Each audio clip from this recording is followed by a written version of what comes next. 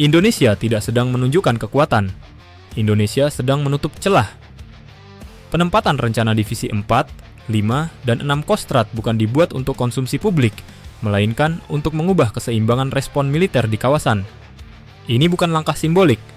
Ini adalah penyesuaian nyata terhadap lingkungan strategis yang bergerak jauh lebih cepat dibanding 1 dekade lalu.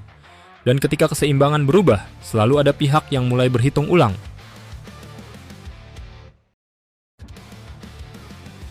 Apa yang sedang disiapkan TNI dalam perencanaan pertahanan jangka menengah periode 2025 hingga 2029, Tentara Nasional Indonesia merancang pembentukan 3 divisi baru Komando Cadangan Strategis Angkatan Darat. Divisi 4 direncanakan di Riau, Divisi 5 di Kalimantan Timur, Divisi 6 di Papua Barat Daya. Ini penting untuk dipahami sejak awal. Divisi bukan satuan kecil.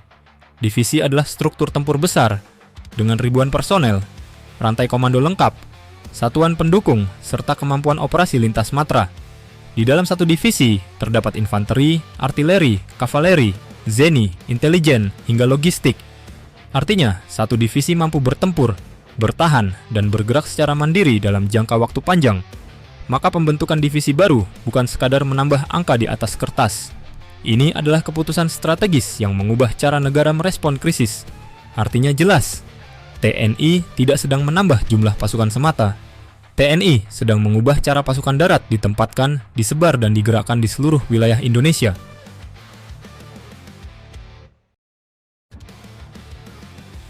Kenapa harus di 3 wilayah ini?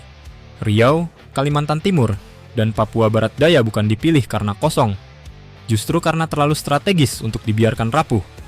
Riau berada di dekat Selat Malaka, jalur laut yang menjadi nadi perdagangan global. Lebih dari 1/3 arus perdagangan dunia melewati kawasan ini setiap tahun. Stabilitas di wilayah ini bukan hanya soal keamanan nasional, tapi juga soal ketahanan ekonomi regional dan global. Kalimantan Timur bukan hanya tentang ibu kota Nusantara. Wilayah ini adalah simpul energi, tambang, industri strategis, dan jalur darat yang menghubungkan Indonesia ke kawasan Laut Sulawesi. Dari perspektif militer, Kalimantan adalah buffer strategis antara Asia Tenggara daratan dan dinamika keamanan di utara. Papua Barat Daya adalah wajah timur Indonesia, dekat dengan Pasifik, dekat dengan jalur proyeksi kekuatan negara-negara besar, dan secara historis menyimpan tantangan keamanan paling kompleks. Jika 3 wilayah ini diperkuat secara bersamaan, itu berarti Barat, Tengah, dan Timur Indonesia diperlakukan setara dalam logika pertahanan modern.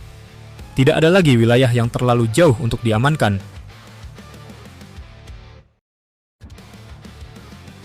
Ancaman nyata yang dibaca TNI. Ancaman hari ini tidak selalu datang dalam bentuk invasi terbuka, justru sebaliknya. Ancaman datang perlahan, berlapis, dan seringkali diuji di wilayah yang jauh dari pusat kekuasaan. Di Papua, konflik bersenjata intensitas rendah masih berlangsung, menguras energi, dan menuntut kehadiran negara secara konsisten.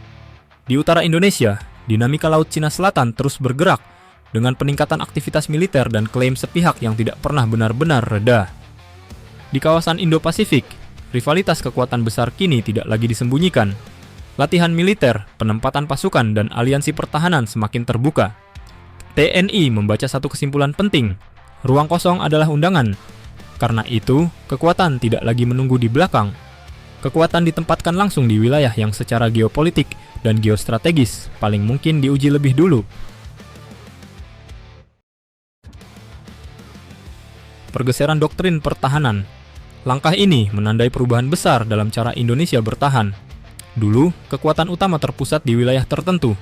Sekarang, kekuatan disebarkan secara strategis mengikuti peta ancaman. Ini bukan doktrin agresif. Ini bukan pula ekspansi kekuatan untuk menekan pihak lain.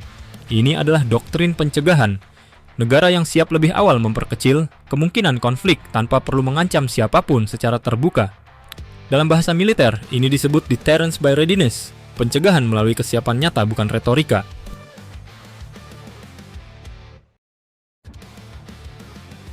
Dampak ke geopolitik kawasan. Langkah Indonesia ini tidak akan diumumkan secara keras, namun akan dibaca dengan sangat serius. Negara-negara di kawasan akan menghitung ulang satu hal penting. Waktu respon Indonesia kini jauh lebih singkat dan kehadiran militernya lebih dekat ke titik-titik krusial. Dengan divisi di Kalimantan dan Papua, Indonesia tidak lagi membutuhkan waktu panjang untuk mengamankan wilayah utara dan timur. Ini mengubah kalkulasi, bukan secara politis, bukan secara diplomatik, tapi secara militer, dan itu jauh lebih menentukan.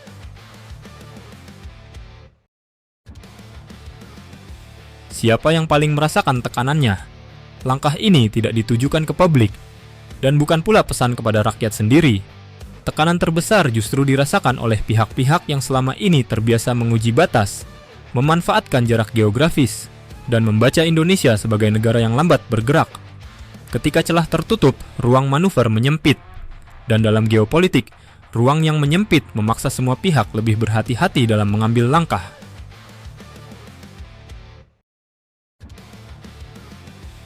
Pembentukan divisi 4, 5, dan 6 Kostrad bukan tentang hari ini.